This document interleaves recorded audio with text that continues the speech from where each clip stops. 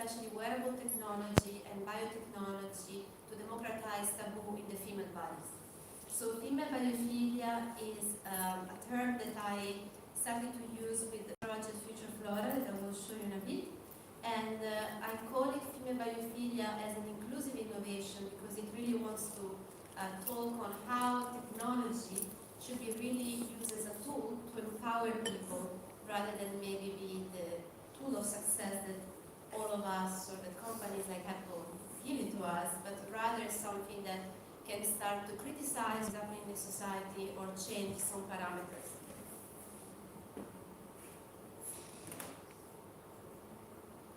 Okay, so the talk will be quite full of videos to keep you awake, me on board, and everyone on board. So everything you will be able also to find it on Vimeo or YouTube, but I hope you will like it.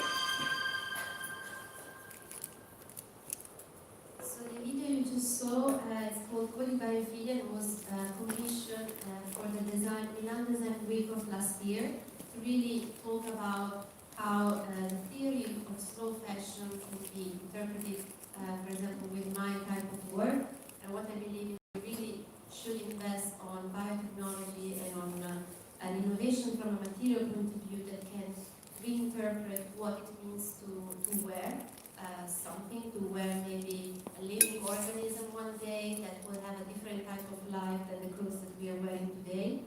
And so those are some of the things that I work on. So my work goes into biohacking, which means hacking the process of the growth of a living organism like kombucha or bacteria. Wearable computing, which is more integrated technology on fabrics and on textile, and later here with the project album you can actually see it and touch it.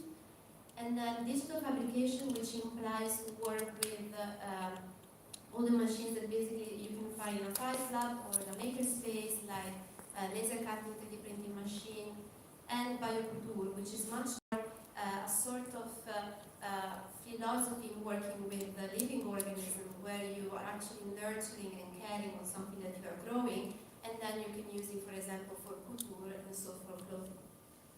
And I studied in NABA, in Milano, product design, and then moved to Eindhoven in Design Academy, where I did a master in social design, which I did because I failed.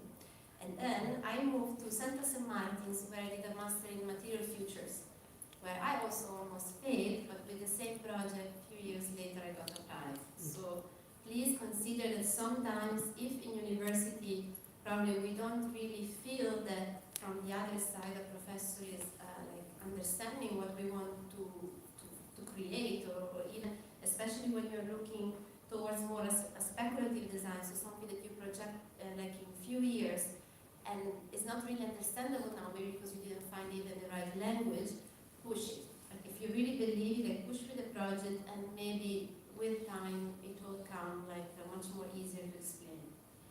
And indeed now I'm in the other side teaching wearable technology, biotechnology, and it's really important to slowly create the language when you're talking in a speculative design part. So indeed my work really goes to question and communicate these boundaries between what is human and what is technology. And those are some of the projects that I will guide you through. But maybe when I do my talk, since many years, I love and I will continue to start by introducing this quote from the book The Second Sex from Simone de Beauvoir, which says, "That's me, I'm a woman, I have a body, and my body is a social construction rather than a naturally given datum." And with this quote, Simone de Beauvoir really wanted to state the fact that in society, we have the woman that is the woman body, or the woman that the society is expecting from, which we can talk about for a long time, how she should look, how she should behave, how she should dress up, and the woman that actually is also born to make kids, which is still like probably what society wants, but at the same time also a woman that maybe wants something completely different, and which probably now we are in a sort of wave of feminism and transfeminism where things are slowly changing. And my premise is somehow, what if technology can really be this tool to make this change? And my work is really based also from the movement in the 70s in Boston, mainly from this group that were called like the Women's Doctor. So they were meeting like every week, and they were talking about topics that at the time, and we can argue even now, were considered taboos. So from menstruation to giving birth, sexual pleasure, orgasm, and they, at the end, talking and sharing their experiences, they created a book called Our Bodies, Ourselves, that we see there, and they were just like selling it for nothing, for 50 cents, to just spread the knowledge to more and more people, to really democratize this knowledge and make it accessible. And so what we are going to talk mainly is going to be about discharge and about vaginal fluid.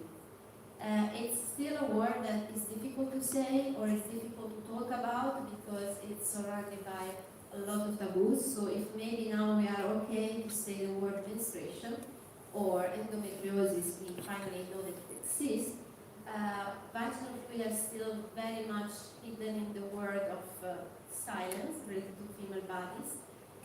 So people like Wikipedia, which for example is this collective that created a book that is mainly a glossary talking about like different parts of the female bodies, also from female experiences, like the Women in Boston, are like the collective that now they are really creating that type of language and creating new knowledge. So I started from the interest, or somehow the fact, that we are made of bacteria.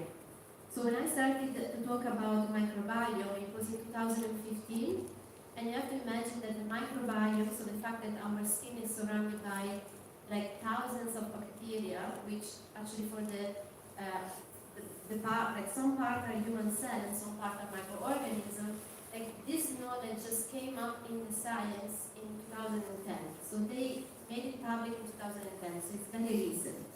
And at the time, in 2015, they claimed that our body was made for the 90% of microorganisms and only the 10% of human cells, which is very little. If you think that me as Giulia, I feel that I'm more human than a bacteria.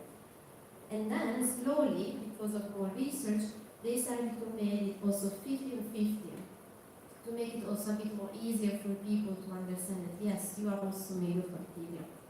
And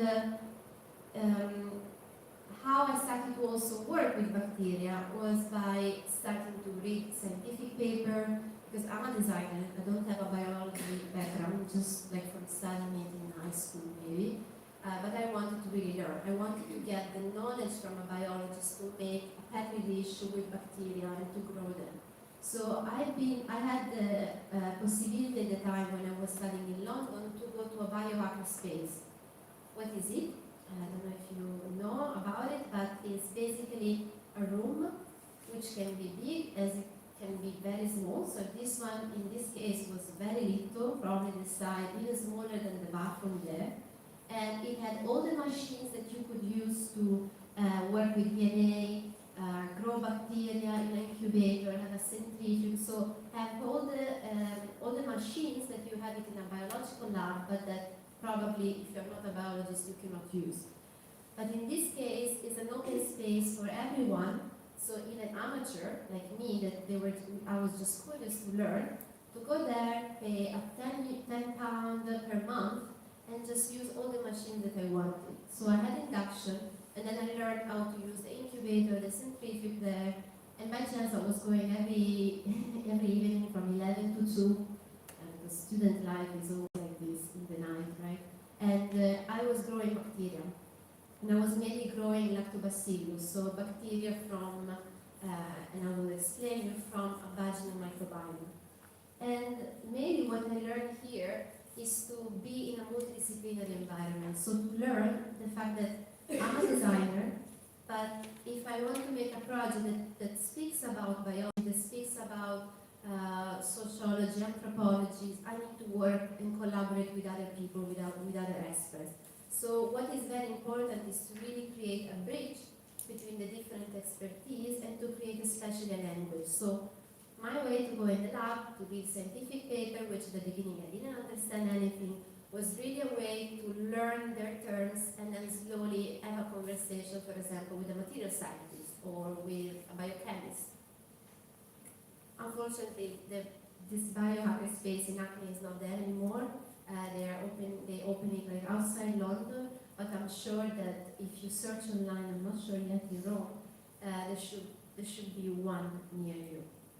But mainly what I was doing at the beginning was to grow bacteria at home, which is not something I suggest, but it was my only way to understand how bacteria were really growing. So I was growing them in my room. I had a box with 50 of them, as you can see, and I was mainly growing different parts of my bodies. So how it worked, you are at the beginning in a kitchen, you are next to the stove, like next to the fire, because ideally if you have a fire, you can clean the air, so have a more sanitized or clean space. And then you boil first agar-agar, which is like vegetable gelatin. You let it dry, solidify in the petri dish, which can be in glass or in plastic. Then you take a swab or an inoculator, and you swab whatever part or whatever thing, even from an object you want to swab, and you create the swabbing layer in the agar-agar. And you should do it next to the fire so that you clean the air, ideally, and then you flip it upside down and you let it grow, ideally in an incubator. And what you do, if you're at home, of course, you don't have an incubator, for example, buy an egg incubator, which you buy for 15 euros, you can set it up for 37 degrees, and this is how biohacker they really grow bacteria.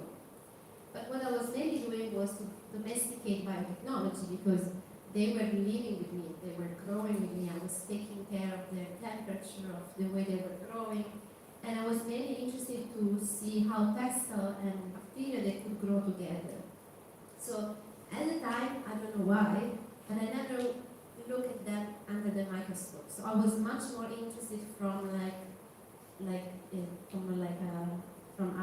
just to see how they were growing, the pattern, the colors, and of course all the black spots were somehow contamination, because of course my kitchen was not a lab, and I had to kill So I had a biologist that was collaborating with me, and when Ariane was calling me, after my pictures that I was sending to her, she was like, "You have to kill them. Like, they are completely like, this is something bad. They're growing something dangerous." And at the time, I was killing in a very bad way, which probably now I wouldn't do. Like I was flashing them in the toilet. But probably now what you can do is to kind of let them like float in vinegar, because lactobacillus, they will die in a like environment like vinegar, and then throw them in the food waste, because everything is biodegradable and quite okay. So my case study was like really understanding things that actually we already do and they are already made of bacteria. For example, there is this soap called Mother Nature that is based in US as a company. The founder claimed that he never did a shower for 1 year. It was totally fine, because if we are made of microbiome, why I should every day wash myself and with the soap, like let this microbiome go away? Like, and of course it's because like from the 50s we have this fear of the dirt, the disgusting about bacteria, and that's why it's still very difficult to talk about. But he made a soap made of bacteria, claiming the fact that like we shouldn't like wash them away, but we should continuously like have our microbiome with us. The second one is a tampon with yogurt, because the reality is that when our grandmas were having, for example, some vaginal infection like candidiasis, so when there is a disimbalance in the microbiome and the good bacteria are missing, what they were doing, they were putting yogurt in the vulva. Now some people, they put it in the tampon, so to easily apply there, but the reality is that like they were applying just yogurt to the vulva, because yogurt is made of probiotics, and a vaginal microbiome of a white and an Asian woman is actually made for the majority of lactobacillus, so why not put microbiome like probiotics like yogurt in the underwear? And then the third one is called vaginal sealing. It's something that they developed, they discovered like a few years ago, like probably 2014. Well, now it's a bit long time ago, okay, maybe 10 years ago. And basically they discovered, like some papers, they said that if a kid is born with a C-section, is actually more prone to be sick when he will be an adult, because he is not passing through the vaginal canal, so he's not taking the first shower of microbiome that all the other people that birth from a naturally give birth are taking, and therefore he could have more, he could suffer more. So what some women started to do before the operation was to take a sanitized towel, put it in the vulva, leave it there, take it out, do the C-section, and then that towel to put it all over the face and the body of the kid. And from one side, the doctor wouldn't say no, because rationally makes sense, but from the other side, they were also saying that with breastfeeding and other behavior you do to your kid, somehow the microbiome should be there. But this is still something that is not confirmed yet. So for me, where all the three like a very strong action. So what I started to question it was, in 2016, was what if we would really look like on the product that we use every day for our daily routine, from washing to the makeup, and we would really maybe check and see that we are really wearing bacteria, but in this case to empower women, so to empower female bodies. So Future Flora came, and Future Flora is a kit designed for people with vulva to treat and prevent vaginal infection. How it works, you will have a kit that is made like a petri dish, so very precious, like in glass, and you will have already a pad made of agar-agar, which is the compound to grow bacteria on top, and then a pipette to, like with already some vaginal bacteria of an healthy flora in a powder shape, shape, and then with an inoculator to like swab them in the pad and wear it in the underwear. So ideally, if you're a person that suffers of infection, so you have a disimbalance in your microbiome, what if at home you can make your own pad, wearing it in the night, and just like prevent like infection to come, because you keep like with a good equilibrium your microbiome. This project doesn't exist. Not even me, that I was growing bacteria at home, I had tried the pad with bacteria in my underwear, but it's a speculative design project. It means that in 2016 we already were speaking about biohacking, we were speaking about social taboos like vaginal infection. What if we can combine it and create a conversation around it? At that time also I graduated in St. Martin's with a D-, which was really like a kick, like just go out, like it's really like nothing. And then 2 days later I was on The Zine, which is a famous like design and architecture blog, and I was super confused as a student. I was like, okay, who is right? My director that really doesn't like me, doesn't like the project, or all the people that really see something in me? Even though you go on the Zine blog and you have a lot of comments, which unfortunately we have to say that the alpha of it are misogynist. So people were just saying, look, just wash yourself, maybe directed to me, or this is not a design project, I cannot even like open the page in my office, I feel embarrassed, and I never showed a vulva, but the reality is that was shocking at the time. And now is at the Museum of Art Contemporary in Vienna, so it's permanent there in the design section, and I really donated to really show that we should talk about design also in these premises. And maybe the fact that in 2016 was not really easily perceived is because I also didn't do something, which it was really to talk with women and to understand how women would have perceived to wear bacteria in their underwear. So I, 1 year later, filmed a documentary called Biofilia with the director Maya Zupano, and together we created a scenario where maybe women were talking about, the scientists as well that collaborated with me talked about. So I'm going to show you just a little bit, and then the full documentary of 15 minutes you can find online. But what I wanted to say with this is that, especially when you work with speculative design, innovation takes time. So you cannot expect that everyone will understand what you probably foresee, because you really need to create the premises.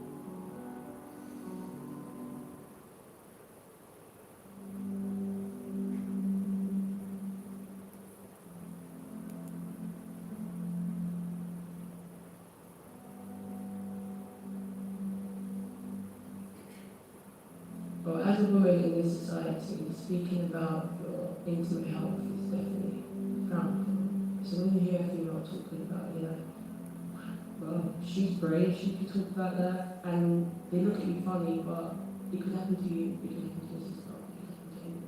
I feel like if you're a woman who needs to speak about her intimate health to a professional, it's always a bit of a difficult situation where you have to awkwardly go into a waiting room full of sort of Justin Bieber lookalikes. Is something I think in general women tend to keep discovering inside. I've never done this with a guy. I wouldn't be comfortable, and think he wouldn't be comfortable. It's not sexy, so yeah. I am Giulia Tomasello, and I'm the designer of the project Future Flora. Future Flora is a kit designed for women where the woman can make her own sanitary pad with bacteria and wear it in the underwear to treat and prevent the infection. A candidate infection is this specific scenario where we have an imbalance in the types of microorganisms that grow at a different place.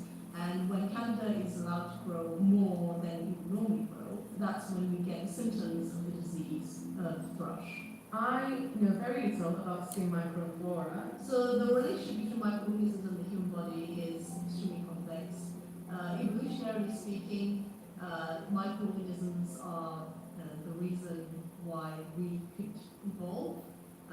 Their intricate interaction has enabled multicellular organisms to thrive. So to this day, we sort of draw the line between this intricate relationship between them being part of us and describe the relationship between microorganisms and humans is probably by saying it's very tight.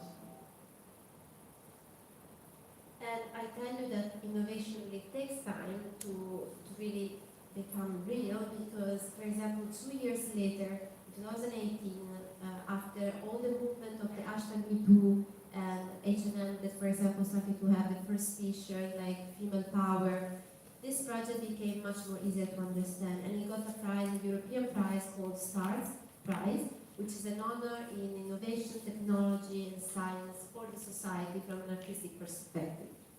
So it's money, but especially it's really like a change, a switch, like from a student project to something that maybe in the reality can actually be real. If one day we know that we are made of bacteria, we can have an incubator at all, what if really we can just grow bacteria at all? There are people already like implanting microchip in the skin. So what if we can have this new scenario? And now actually just to say, Stars Prize is open, like with open call. So if you have some project that you believe like can have, like can look in this sort of imagery, like apply, or just have a look on like what does it mean to talk like from a media art point of view into a social design field. But at the same time, Future Flora is very speculative because yes, like maybe now during COVID we understood that something very invisible can be really part of our body. We have much more knowledge on microbiome. The reality is that if the part on the top, like urinary cancer, STI, urinary infection, STI, recurrent vaginal infection, period pain, or endometriosis are words that we are hearing even in TV sometimes, the reality is that from a female point of view, we never talk about the shame, untreated condition, anxiety and depression, unhealthy sexual life, the hysteria, the disgust and the impurity of the body, which of course is still like under like a huge umbrella of taboos, and which is still very difficult to create some sort of conversation around it. So in this looking at this scenario, I now work with a medical anthropologist, which is Isabel Farina, a material scientist, that is Tommaso Busolo, and a scientist expert in nanotechnology, which is Rio Mitsuta. So the four of us, we are ALMA, so this multidisciplinary studio, and what we're doing is really to co-create tools from an educational and technological tool to talk about female bodies. And apologies if I didn't say it before, but when I say female or woman, please see it from an inclusive point of view. So really like a woman, born woman, like with a female genitalia, like a woman with a trans experience and a trans woman. So we really try to merge and to really work in parallel to talk about female intimate care. And this was the first project we started in 2018. So it's a sensor that can monitor pH, fluid, and also the microbiome of fluids to try to prevent vaginal infection. It's a project that we, for now, have been very lucky to receive European and UK funding, which helped us to really develop like, the first prototype like this one and other type of setup to really create the project. Because just to let you know, like when you go out of university, and if you are a freelancer or self-employed designer, if you want to make projects, you need to get money, right? You need to get paid. And if you can get funding or grants, that's the best way to push forward further your project. Otherwise, like, it's always a bit tricky, and even with grants it's a bit tricky. But I would suggest really to start from now, to apply to things, really understand what is the language in applying for design call.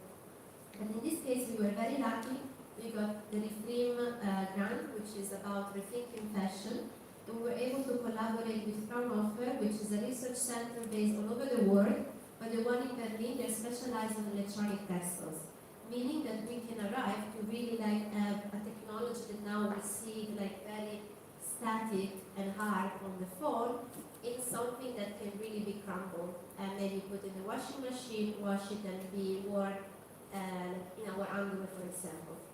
So how like we developed it at the time in 2019 in the lab, was to have this sensor that is embroidered in a machine and is embroidered with gold and silver thread. So you could argue very expensive but also very conductive. And if a vaginal fluid is going on top of these two electrodes, that was also chemically we coat it to become a pH sensor, it will send a signal, a change of voltage, to a microprocessor. And a microprocessor, you can imagine like any type of little computer that we have in our phone, in our refrigerator, in our washing machine, and then send through an antenna, which in this case is a coil antenna, a signal to our phone. So what is the idea? The idea is that if I'm a woman that I suffer from vaginal infection, so for example I have symptoms like itchiness down there, bad smell, like very weird color and consistency of discharge, maybe I can wear the ano sensor. I can test it in a day, what is the difference in pH and the microbiome, because maybe I can see that my pH is very high. And honestly, like a healthy pH of a vaginal fluid is 4.5, very acidic. And if it goes already very alkaline, so for example 7, it means that it's a bacterial vaginosis coming. While if it stays very acidic and maybe it becomes even 2, it means that a candidiasis is coming. So maybe one question to you can be, did you ever know that if we would just have the yellow paper that changed the color with pH and we would have just do it in our vaginal fluid, we could understand which vaginal infection is coming? And the reality is no, because nobody told us that it could be so easy to already understand which infection is coming. Most of the time, I'm, for example, one of these persons that suffer from vaginal infection, and in the world, like 70% can have it once in their life, and the 15% is recurrent, which can really come 4 times maybe in a year. And most of the time we just do, we're not able to recognize it.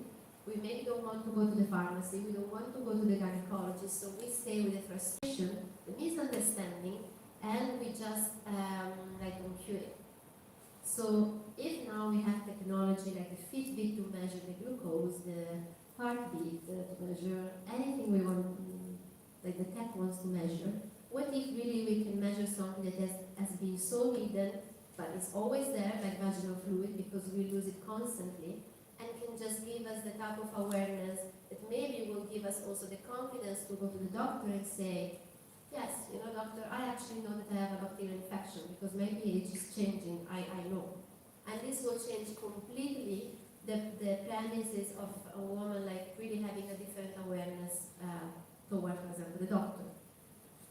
Or like we could really even go towards prevention. So this prototype was developed at the beginning at the Canale lab in Cambridge, at the Cambridge University, because Tommaso and Rio, they did a PhD there. And so I'm not anymore alone, growing bacteria in my little room, but I'm collaborating with scientists. And this is what you should really looking forward to collaborate with experts. This was in Fraunhofer when we collaborated, and I had like an expert in engineering, like product design, like everyone really coming from different backgrounds to understand how to develop this complex underwear. And the reality is that yes, at the beginning it's full of cables, maybe it doesn't work, technology doesn't work all the time, it's indeed a machine. And also, now it looks very big, so probably nobody wants to wear this. And indeed, also, it works only on a setup of a lab. It wouldn't work yet if you're wearing it. So this was really just the first attempt to understand how still it's difficult to develop wearable technology, because the reality is that if it would be so easy, maybe right now we would have already a sweater that is smart, a smart hat, smart gloves, and we will be already much more interactive and using it in our everyday life. The reason, because we don't have technology that is washable, that is easily rechargeable, that is comfortable to wear. So even though wearable technology exists since more than 30 years, unfortunately we're not there yet to talk about healthcare.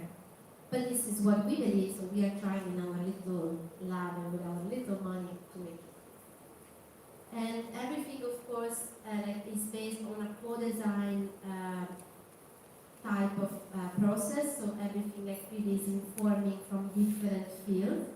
Now I'm going to show you a very little part of a bigger documentary that we did to show you how to make the sensor. And sorry, but I have to jump with to go to the right time.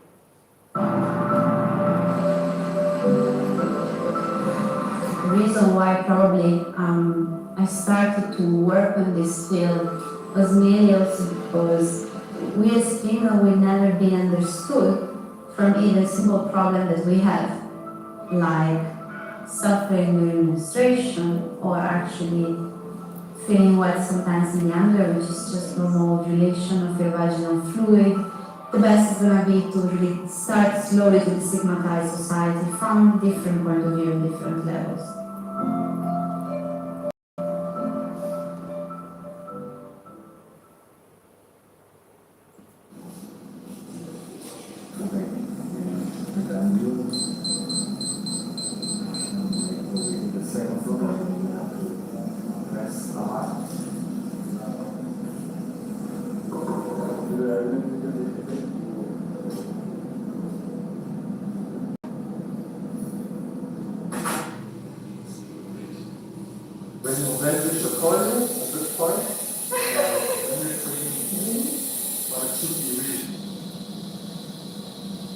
To the main concepts that goes around the construction of female body and intimate care, which is the culture of purity, the culture of shame and hiding processes, and the language taboo.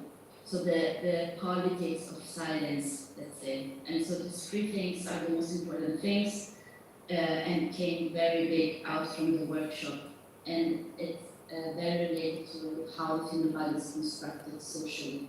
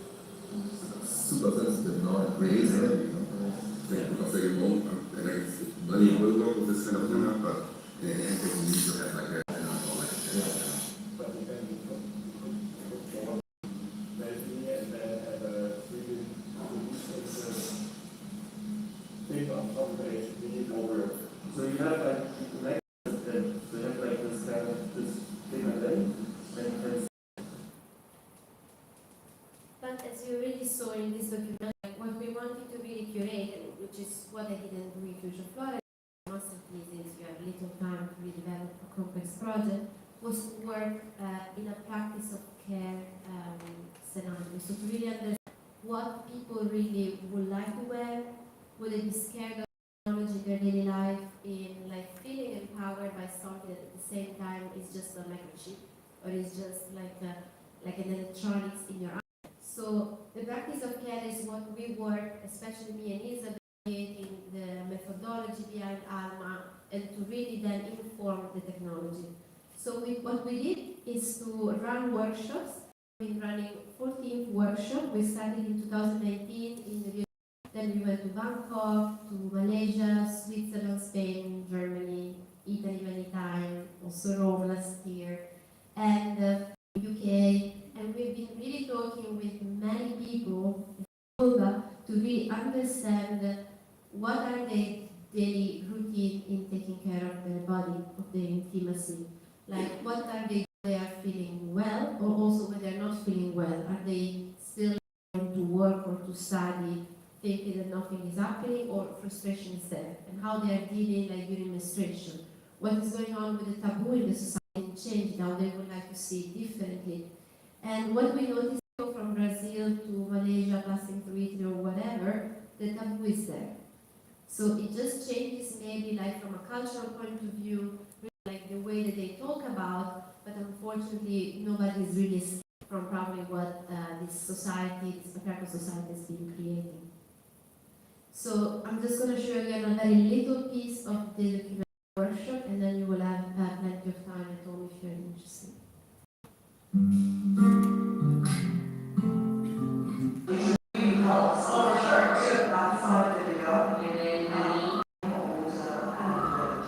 So basically, why women are particularly worse is also because they kind of clean, swallow bacteria. You can imagine where the majority of the good bacteria are lactobacillus, the tiny lactobacillus. That's why also they say drink yogurt or eat a lot of yogurt.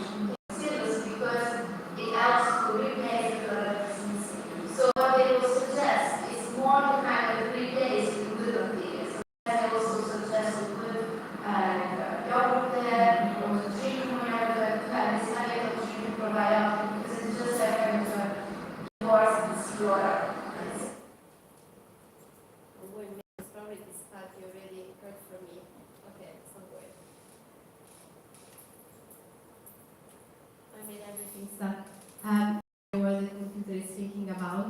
An interesting part was really here in Malaysia, because you have to imagine that in Penang or in Malaysia, you have different communities coming like from, so they have Malay Chinese, Malay Muslim, Malay Indian, so every culture is really a different type of routine, of traditions, and if the workshop usually was they were lasting like 3 hours, in this case was, because you have to imagine that maybe like between even two friends, their backgrounds, they never even share how they deal with menstruation, how they deal with just like a sanitary pad full of blood. And so everything was just something for each other to understand more, and then in Thailand, for example, they were coming in the conversation, that everything of course is something that you need to create a safe space to allow this conversation to happen. The computer is not really working.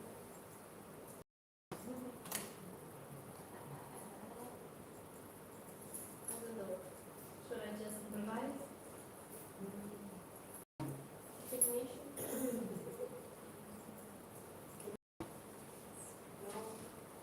See the presentation.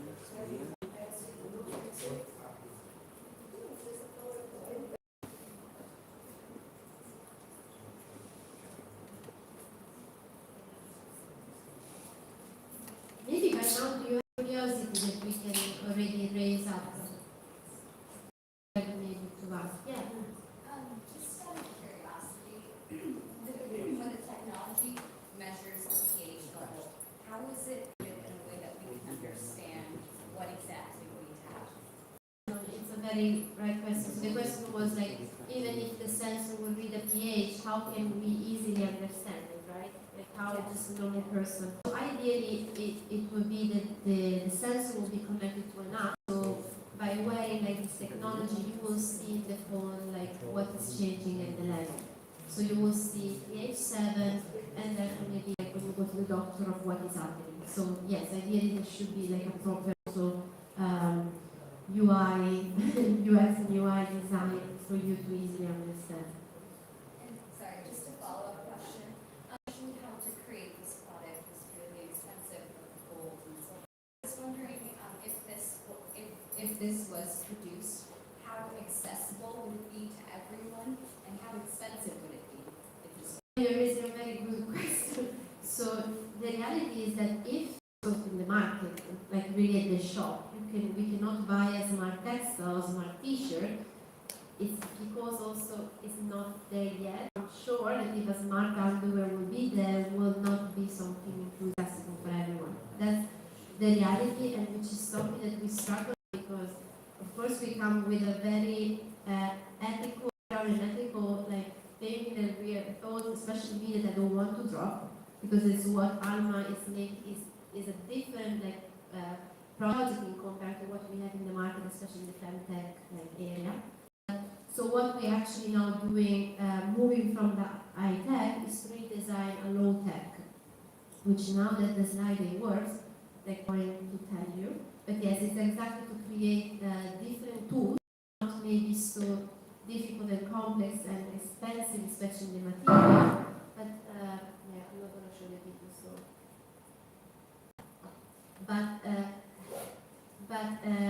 there will be something very easy and practical that everyone can do at home. So, like really, like to make it horizontal, to make it accessible, and just for everyone to still be able to measure the pH, understand what does it mean vaginal fluid and microbiome. You're welcome. So, yeah. Be dangerous to wear like technology or something which is like made up technology in such like a part of our body. Rephrase it for me, maybe at the beginning. Yeah. Can be dangerous Dangerous. to wear in such like a delicate part of our body. Question, and it's a question that comes every time I do a workshop. Like usually the question, imagine the question I was asking to women when I was doing facial fluoride was like, "Hey, would you like to wear bacteria in the underwear?" First reply, no. No, I mean I'm so scared. I clean every time with bleach, with everything. Of course not. Or would you like to wear technology in the underwear? No. And the reason is yes, we are super scared about something we don't know. We don't doesn't mean to have like a silver thread in our underwear. But the reality is that what are we wearing every day? Our phone pocket, which is already very close to our genitals. What about the headphones? They are very close to our brain. Are we thinking about it? No. It's comfortable and much easier to do everything and still call with people. Pacemaker. When pacemaker was invented in the 50s, people started to say, "Oh, I'm going to be a cyborg." But trust me that the person that suffers of heart doesn't care. Really prefer to have this piece of rubber body, this machine, rather than like letting the heart fall down. So I think what is really important is to create really on why this technology should be there. Ideally, it will not be so invasive. So what we are now moving all this technology in something like this, that's on a pad, and then ideally you just place it in the underwear, you take it out, and you either wash it or it's like disposable, so one use. The reality is that since our sensor is kind of ready, all other tech is not ready. So as probably we were talking before, like the microchip, the antenna will still be too expensive to really bring it to it. And this is why now we are slowly moving towards the low tech. Ideally, no, it will be all based to make it also like not too high, also the frequencies from the antenna to go to the phone. But it's also, did anyone, Apple or Google, said that really dangerous when we sleep next to them? Yeah, which is why I thought about it, because like I read some articles that were basically saying like, near your phone or like stay away from your phone because it's dangerous because of like electromagnetic like maybe waves or whatever. So, I mean, as Anthony Dunn and Radius, we constantly already live on Earth and Tails field. So we are constantly radio waves, computer, a phone, a TV, whatever. It's just like creating in the space those connection and frequencies. So yes, the reality is that we should be careful, but the other reality is that getting closer to our skin. We don't, most of the time we don't really perceive it, because really when the Bluetooth headphone came in the market, I thought that they were very much useful. When Facebook is 6, right? I can talk with my partner that is in India, like in Zoom, right? Not even able to, I take more to go to my mom that lives like 3 hours from here, but in 0 second I can talk with a person on the other side of the world. Right? At the same time, Facebook is sending my data. Things most of the time I'm not anonymous, but for me it's useful. So probably sometimes, so first technology should be much more open, accessible and transparent, which is not. Because otherwise company will not make profit and they will not have the privacy in the data that they want to have to sell. the other side is that we should be also making our ethical choice in what is convenient, what is ethical, and what we want. So I put that in mind. But I know that wearable technology will come, but this is my belief. Really, like biotech in a sort of wearable shape will arise possible. So why I'm also teaching this type of technologies, because I want that, especially from a study, like from you that we're just like in innovation point of view, we should just be able to deconstruct this and how this is made, and to be able one day to just reconstruct it and reveal it with what we really want. So ideally should be everything so open and so transparent as we want. The reality is that is not true. So with Anna, we would like to arrive there, really to arrive to make something like technology that can be accessible, rechangeable, and whatever, and minimize it for everyone needs. But the other reality is that still it's very difficult. This is why we are taking so long time, and also the time when I talk and you have another person talking about femtech, we completely speak a different language, because it will be not easy to them to do like we do, to do workshops, spend time, and for each workshop to understand what people really want. Yeah, so it's tricky. But we prefer to go in this path. Okay, so maybe I finish. You can keep your last questions. Okay. So this is an exhibition that Arianna did with me in Vienna for a lab, which is a very interesting place and an interesting collective. So they work with also technology on a biohacking, DIY sort of things. And we were invited to really the projects I work with, but to let them be taught by the people that we interview. So actually this was more maybe our key, like we wanted to show the work, so Alma, not only as an underwear, but what people really think about femtech, what they think about vaginal. So all these sentences that were around those carpet and those mirrors were from all these workshops we run all over the world, and in the you could listen people talking about. So we're trying to raise conversations, and we replicated something similar in September last year at Albumarte here in Rome. The results of 2 workshops that we run here in Rome with through Erini, that is a collective run by Arianna. So why we believe that inclusive innovation should be the innovation that everyone should do is because it will really change the paradigm on how we use technology. Probably, and actually we know already, why a phone is so big that it really doesn't fit for a hand, especially a woman's hand sometimes, is because it's not designed also for them, it's not designed for us. And there is a book called The Invisible Woman I invited you to read, that it like lists how it was never designed thinking for different type of bodies. So we are like since already 2 years, probably one day we will see the light, writing a book and taking Alma as a case studies to talk about inclusive innovation, how technology is designed. But what we are moving now is really talking about a low tech. So when COVID came, I was also without a lab. I was like you at home, stuck.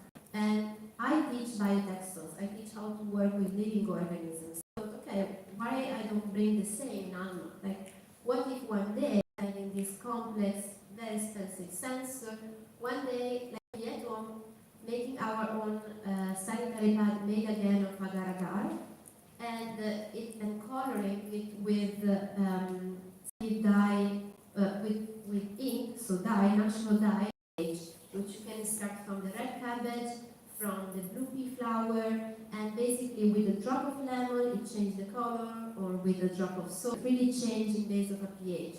So this was me testing it with the middle, the blue one, whereas I'm going to see a pink spot, is because I put my vaginal fluid on top, and indeed it changed it to a 4.5.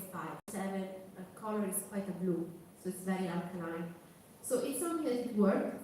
I didn't really test it in my underwear, I have to be honest, because again, clean enough like a lab.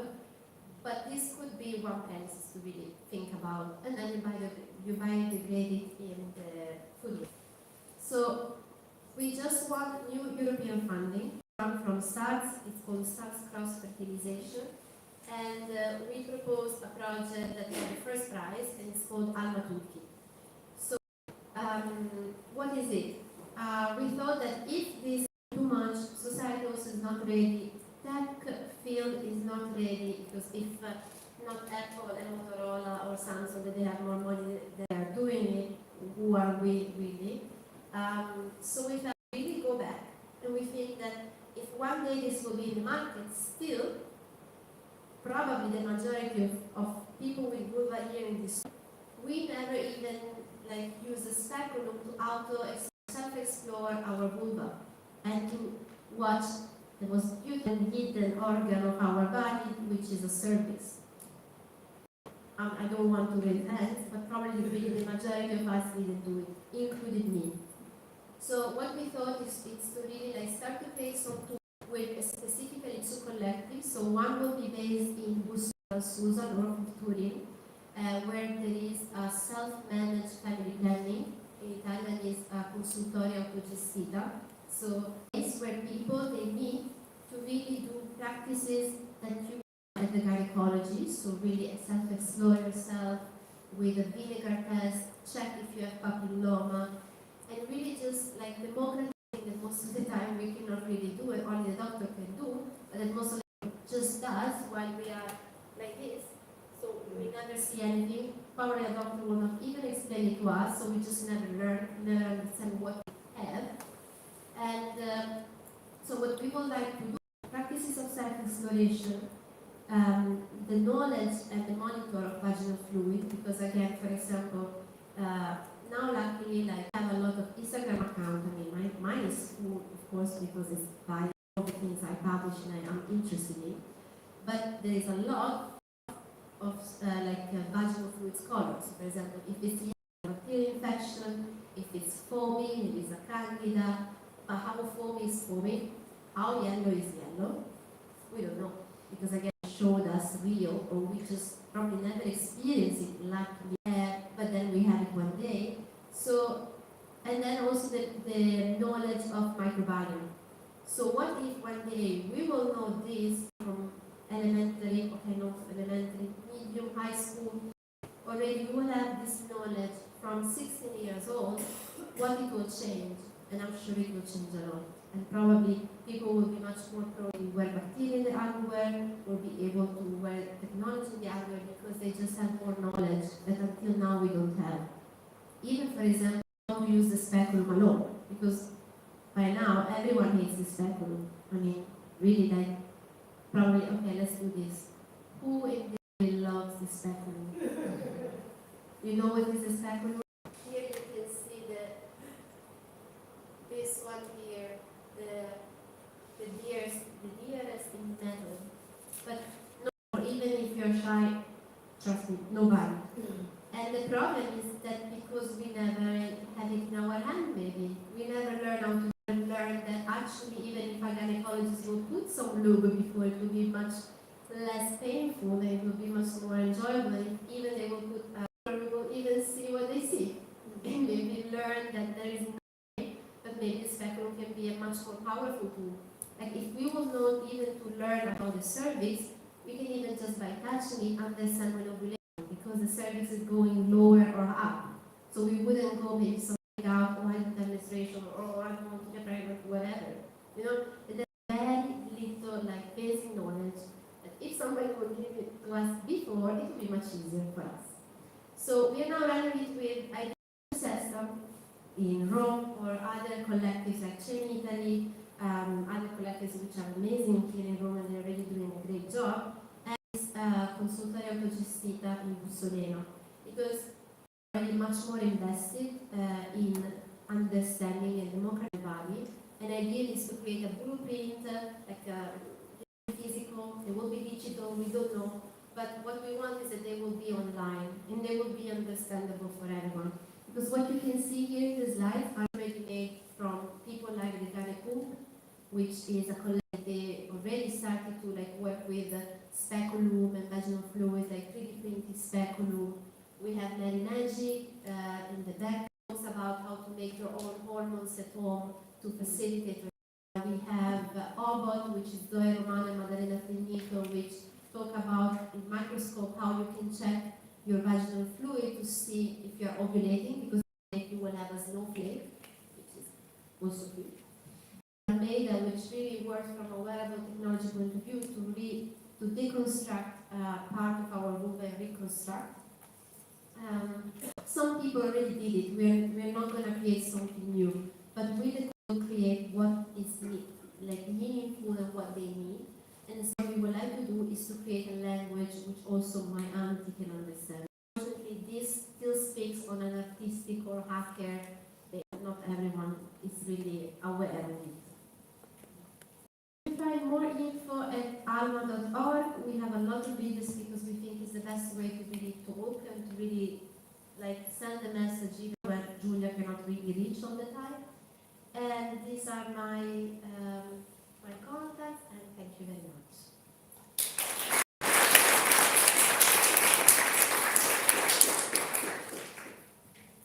Thank you, Giulia, for this amazing, inspiring talk. Actually, I think the room is ready to ask questions, right? Because you're ready to talk. So why don't you guys just...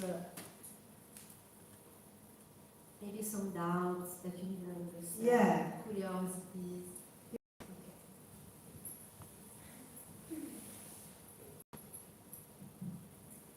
Hi. Hello. Can you hear me? Yes. Okay. Did you say that the first product was one use only? This is what we don't know yet. The reality is that, for example, I was the one against having one use because I believe that we are already full of waste. If I'm going to produce a new technology, I feel a bit disappointed. But the reality is that other people, and I discovered it really in a workshop I did last year here in Rome, people told me, look, actually, I would prefer to sterilize it.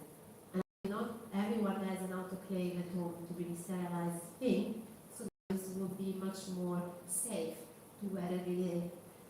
And what does it mean to make something mono-use that where you're not creating more electric waste, or where you're not creating again more plastic waste? We don't know. And this is another thing that probably, if we continue again with the science, we will have to deal with, because of course we cannot ignore it.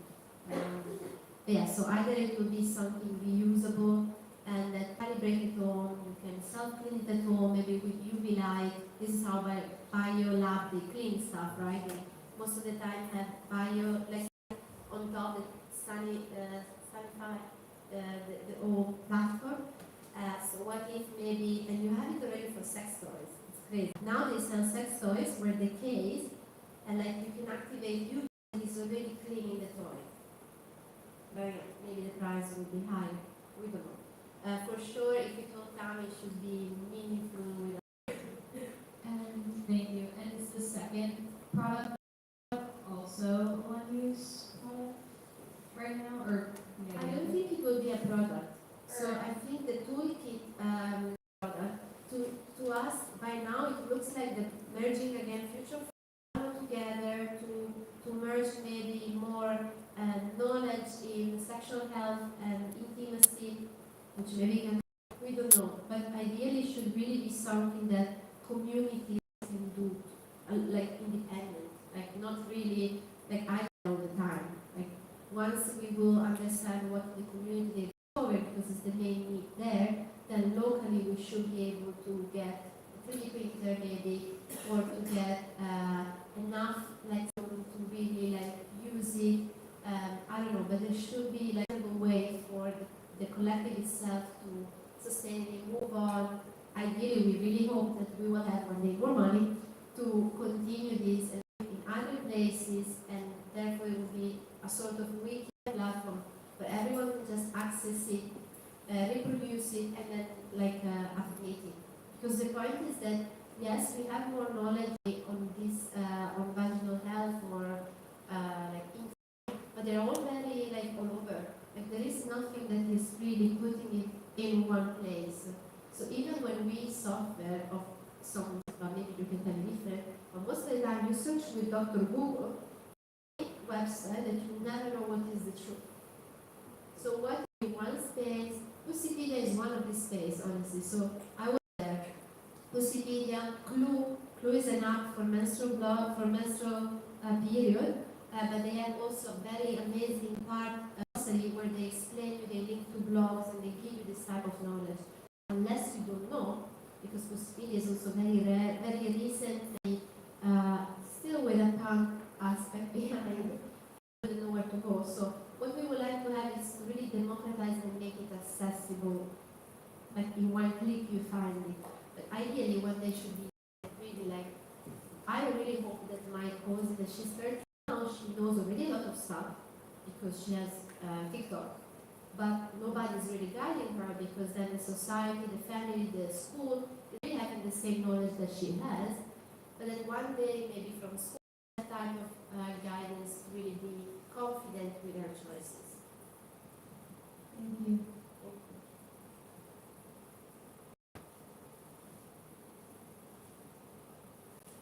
Did I shock you?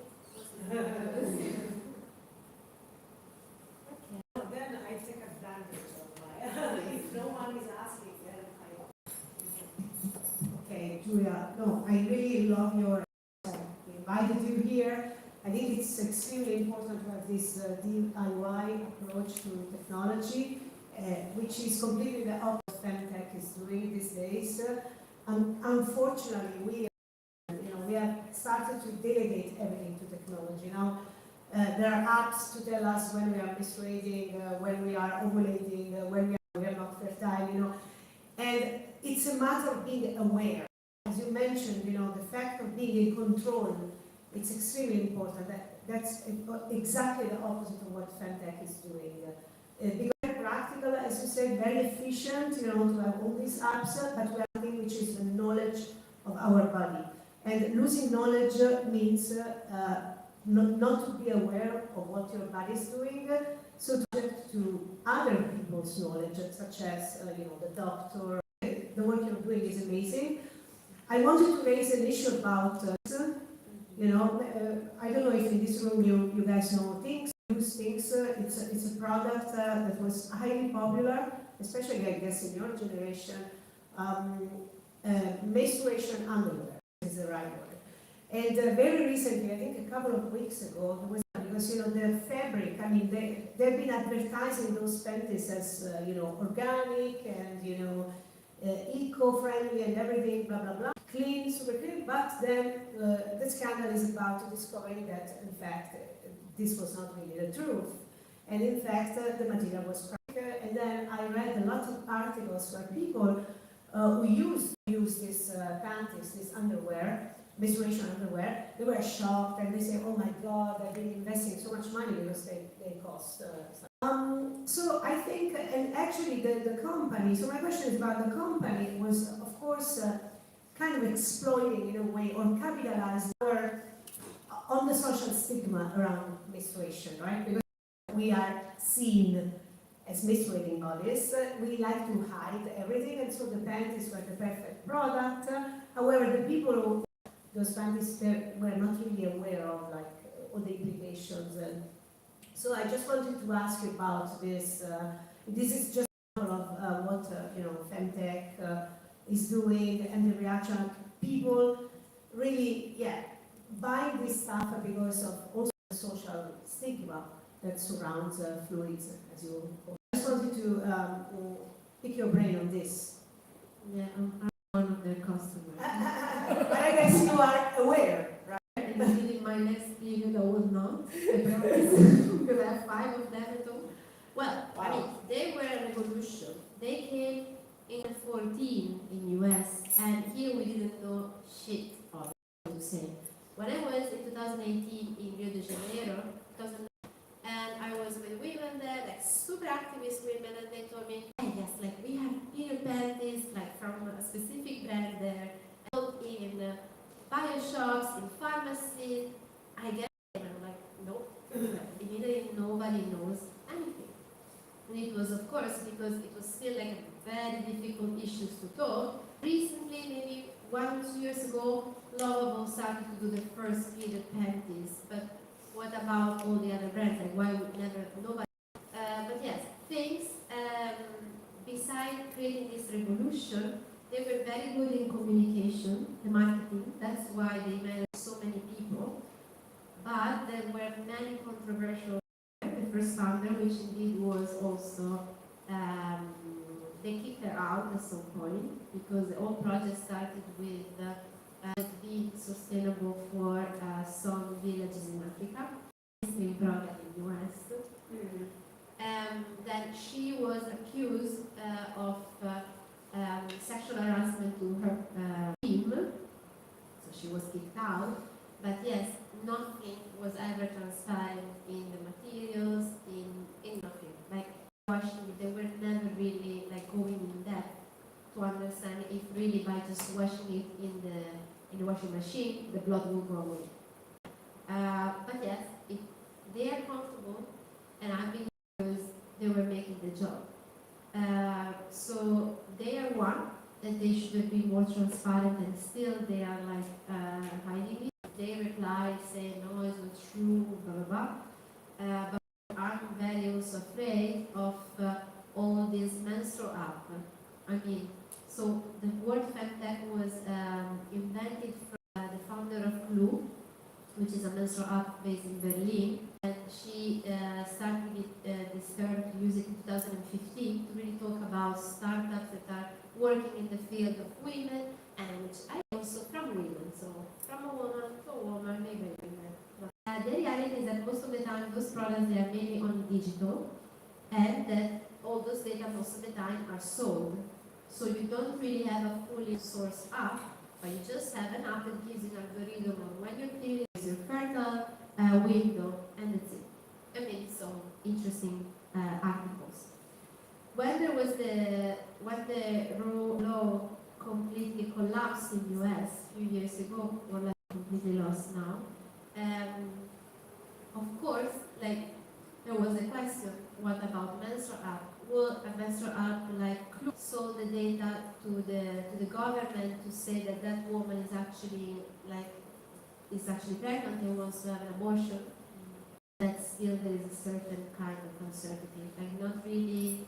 I think that they will not send the data because the reality is that you can have the access because of the government, whatever, and even Google never stated the fact that they will never share data from anything that a person maybe is going through. So time I made my decision to have just menstrual apps that are open source. They exist, and it means that the data will stay in your phone. You can have access. No one from the person will use them because they don't have them. And one is called drip, so like the drip of water, and based. And now another one is called Read Your Body. They are much more like coming from like a non-profit. So what you can pay is just 14 euros, let's say, per year, just for research. But yes, so if you use your menstrual app, you think where those data are coming, how many women that they don't have rights for access to a legal abortion, they have to deal with it, and really think that tech is great, but it's completely not under our control. We should really start to think about it. That's a great tip. Thank you for sharing with us. Wants to ask questions to Giulia?